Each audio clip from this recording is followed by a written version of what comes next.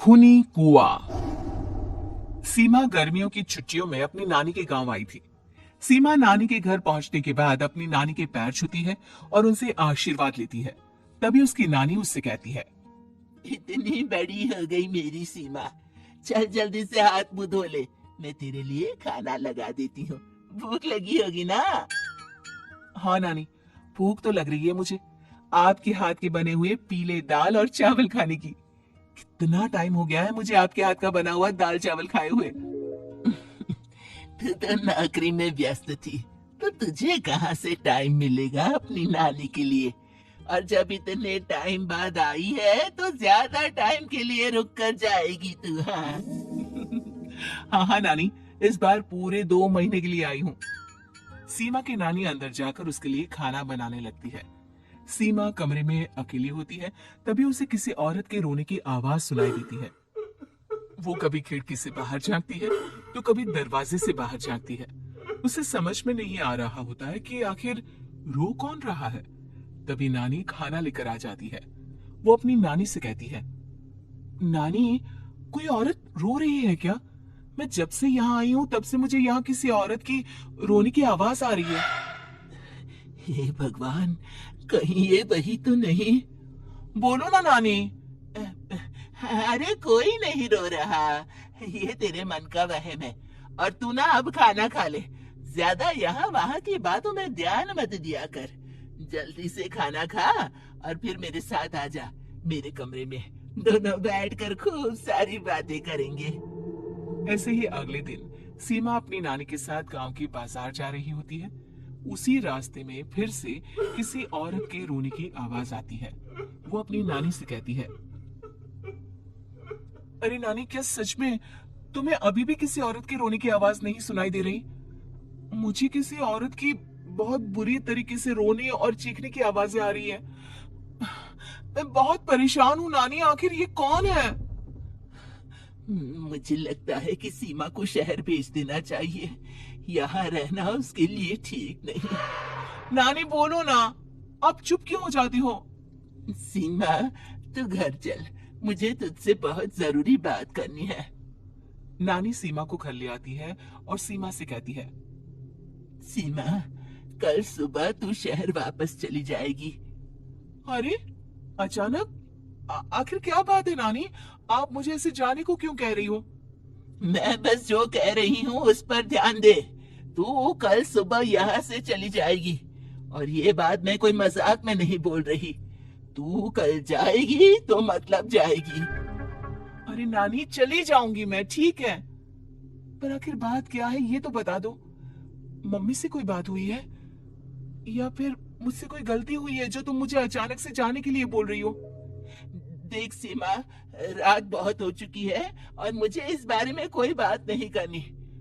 चल, अब चल के मेरे साथ सो जा। सुबह की बस पकड़कर तुझे शहर भी तो जाना है। सीमा को अपनी नानी का ऐसा व्यवहार देखकर बहुत ही अजीब लगता है। उसे कुछ समझ में नहीं आ रहा होता है कि आखिर उसकी नानी उसे अचानक से गांव छोड़कर जाने के लिए क्यों कह रही है।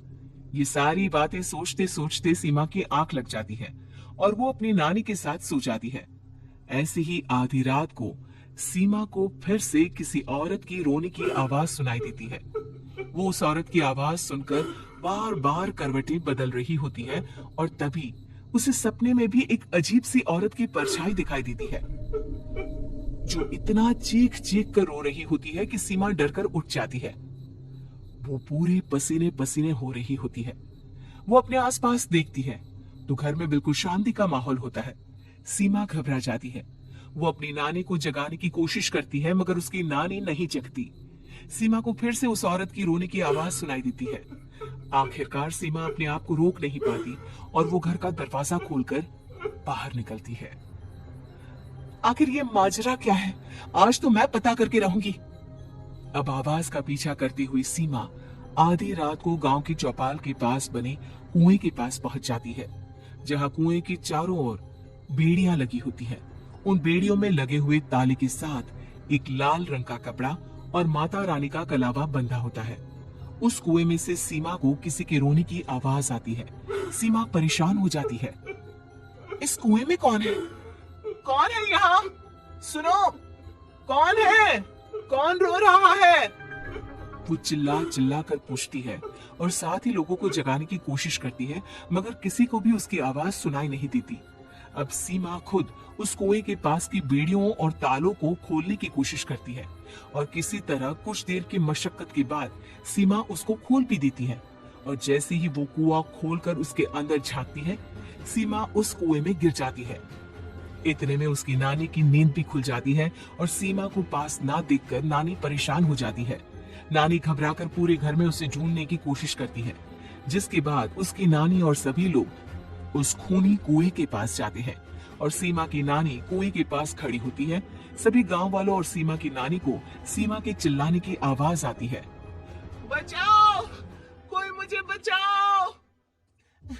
मेरी बच्ची, हम आ गए, हम तुझे बचा लेंगे। नानी, मुझे यहाँ बहुत डर लग रहा है। यहाँ इंसान की कटी हुई मुंडिया, हाथ, पैर और कंकाल है और खून भी है। नानी, मुझे डर लग रहा है। आप सब मेरी मदद कीजिए, नहीं तो ये खूनी कुआं मेरी बच्ची को भी खा जाएगा। अरे मुझे तो ये समझ में नहीं आ रहा कि आखिर इस खूनी कुएं को खोला किसने। सालों पहले इसको इतनी मुश्किलों के बाद तांत्रिक बाबा ने बंद किया था। अरे पूरा गांव खूनी कुएं के बारे में अच्छे से जानता है, तो कोई भी जानबूझकर तो ऐसा करेगा नहीं। मतलब किसी ने अनजाने में इसे खोल दिया है भैया। सीमा को इस बारे में मालूम नहीं था और जब से वो यहाँ आई थी तभी से उसे किसी औरत के रोने की आवाजें भी सुनाई दे रही थी। कहीं सीमा ने ही तो उसे नहीं खोला। अगर ऐसा है तो फिर सीमा का बचना बहुत मुश्किल है।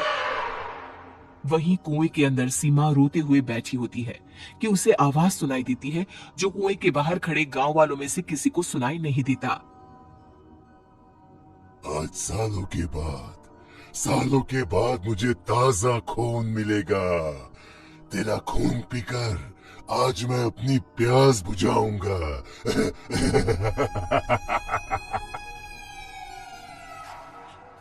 कौन है?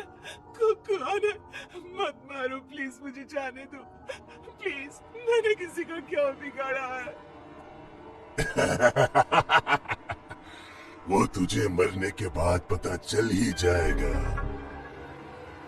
जितने में गांव वाले और सीमा की नानी कुछ सोच पाते, उतने में उन्हें सीमा के चिल्लाने की आवाज आती है और अगले ही पल सब शांत हो जाता है।